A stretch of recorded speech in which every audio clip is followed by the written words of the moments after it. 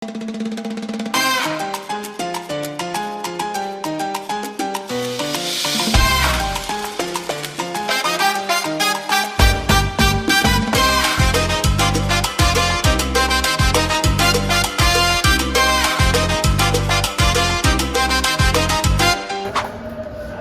nggak sih teman-teman bayangin kalau sebuah novel bisa menjadi alat perjuangan politik?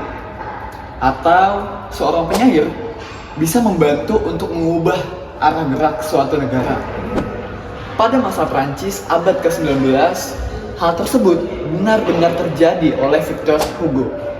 Ketika mendengar nama Victor Hugo, mungkin banyak orang langsung mengingat tentang novel Les Misérables. Tapi sebenarnya Victor Hugo itu bukan cuma seseorang penulis aja, tapi juga merupakan seorang intelektual yang berani menyuarakan ketidakadilan sosial.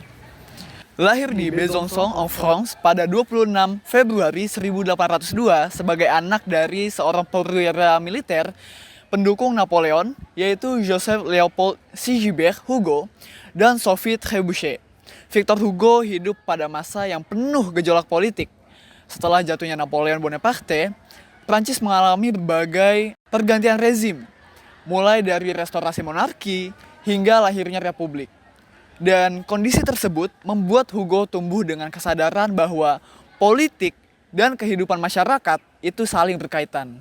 Pada awal karirnya, Hugo dikenal sebagai penyair yang dekat dengan kalangan monarki. Tapi seiring bertambahnya pengalaman hidup dan juga pengamatannya terhadap kondisi masyarakat, pandangannya berubah secara signifikan.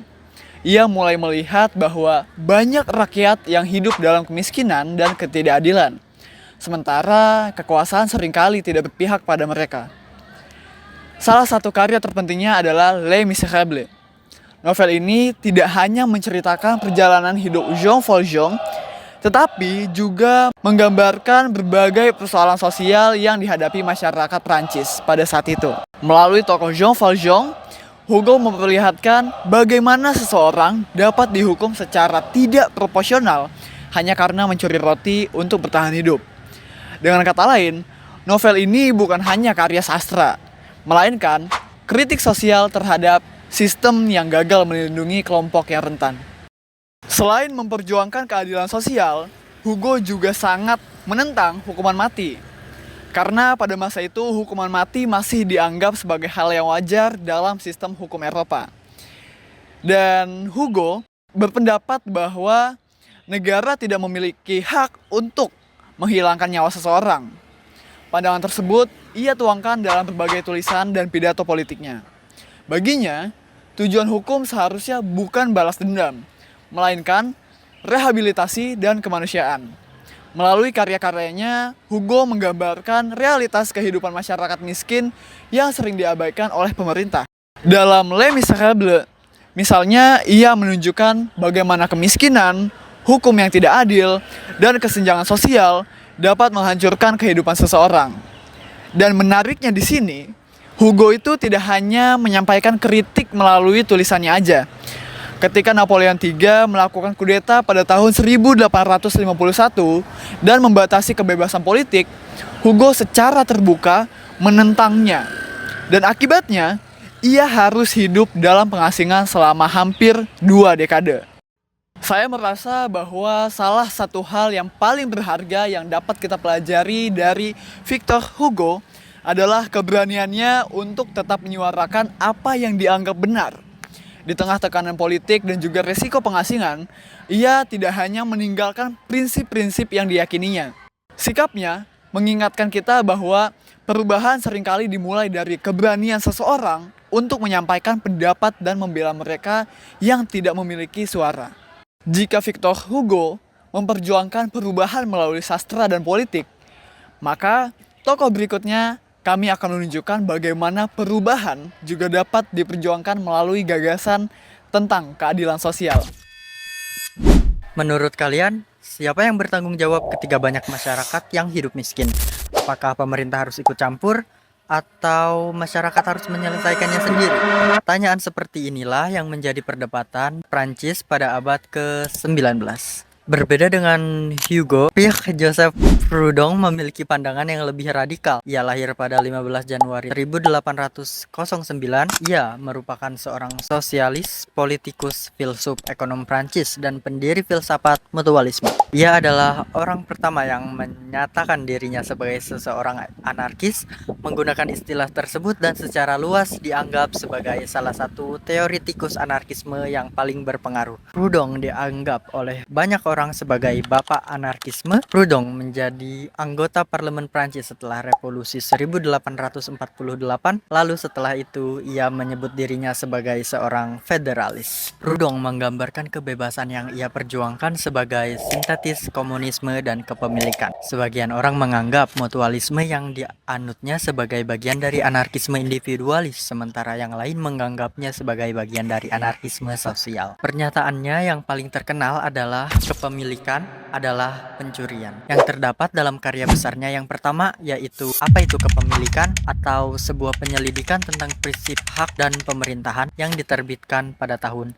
1840. Proudhon mendukung Dewan Pekerja dan asosiasi atau koperasi, serta kepemilikan individu pekerja atau petani daripada kepemilikan pribadi atau nasionalisasi tanah dan tempat kerja. Ia menganggap revolusi sosial dapat dicapai dengan cara damai. Dalam pengakuan seorang revolusioner, Proudhon menegaskan bahwa anarki adalah ketertiban tanpa kekuasaan. Ungkapan yang kemudian menginspirasi menurut beberapa orang simbol anarki yang diingkari yang saat ini salah satu grafiti paling umum di landscape perkotaan. Setelah kematian pengikutnya, Mikhail Bakunin, sosialisme libertarian Proudhon terpecah menjadi anarkisme individualis, anarkisme kolektivis, anarko-komunisme, dan anarko-sindikalisme. Dengan pendukung terkemuka seperti Carlo Cavero, Joseph de Jacques, Peter Kropotkin, dan Benjamin Tucker. Tentu saja Proudhon tidak bermaksud bahwa semua kepemilikan harus dihapus. Ia sedang mengkritik sistem ekonomi yang membuat sebagian kecil orang menguasai kekayaan dalam jumlah besar sementara banyak orang hidup dalam kemiskinan. Proudhon percaya bahwa masyarakat harus dibangun berdasarkan kerjasama dan kesetaraan, bukan dominasi kelompok tertentu.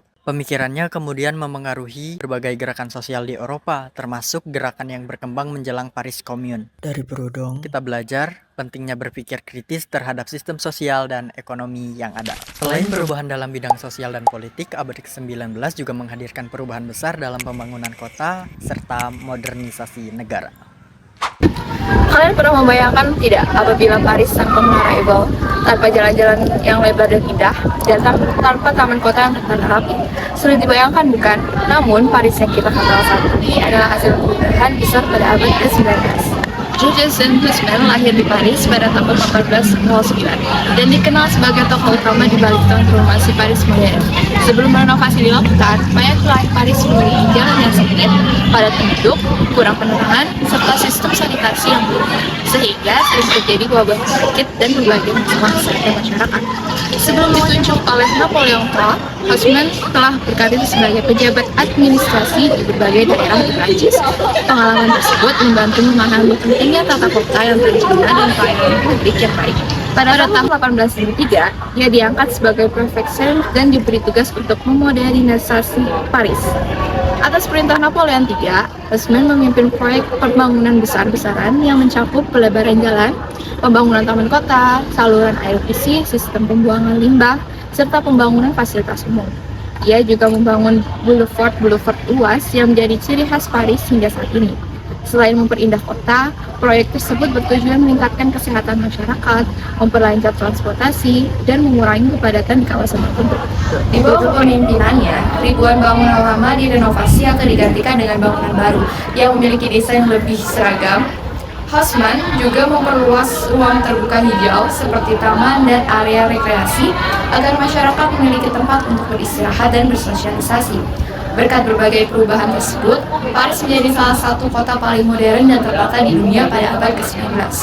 Meskipun proyek tersebut menuai kritik karena menyebabkan penggunaan sebagian warga dan membutuhkan biaya yang sangat besar, hasil kerjanya memberikan dampak jangka panjang bagi perkembangan kota-kota modern di dunia. Banyak konsep perencanaan kota yang diterapkan Haussmann kemudian menjadi inspirasi bagi pembangunan kota lain di Eropa dan bahkan di berbagai negara hingga saat ini. Keberhasilan Haussmann menunjukkan bahwa pembangunan tidak hanya berlaku pada keindahan fisik, tetapi juga pada fungsi, kesehatan, dan kesejahteraan masyarakat. Oleh karena itu, setiap pembangunan perlu direncanakan secara menyeluruh agar manfaatnya dapat dirasakan dalam jangka panjang. Jatuhnya Napoleon III membawa Perancis ke salah satu peristiwa paling penting dalam sejarahnya, yaitu Paris Commune. Tokoh-tokoh berikut akan membantu kita memahami peristiwa tersebut. Apakah kalian pernah mendengar tentang Paris Commune? Peristiwa ini hanya berlangsung sekitar 2 bulan, tapi dampaknya masih dibahas oleh para sejarawan hingga hari ini. Louis Michel lahir pada tahun 1830 di Francfort-la-Côte, Prancis. Ia dibesarkan oleh kakek dan neneknya dalam lingkungan yang memberinya pendidikan yang cukup baik untuk ukuran perempuan pada masa itu. Louis Michel kemudian dikenal sebagai seorang guru, penulis sekaligus aktivis. Sejak muda, ia memiliki ketertarikan besar terhadap dunia pendidikan dan percaya bahwa setiap orang berhak memperoleh pendidikan tanpa memandang status sosial. Setelah pindah ke Paris, ia membuka sekolah sendiri dan banyak mengajar anak-anak dari kalangan masyarakat biasa.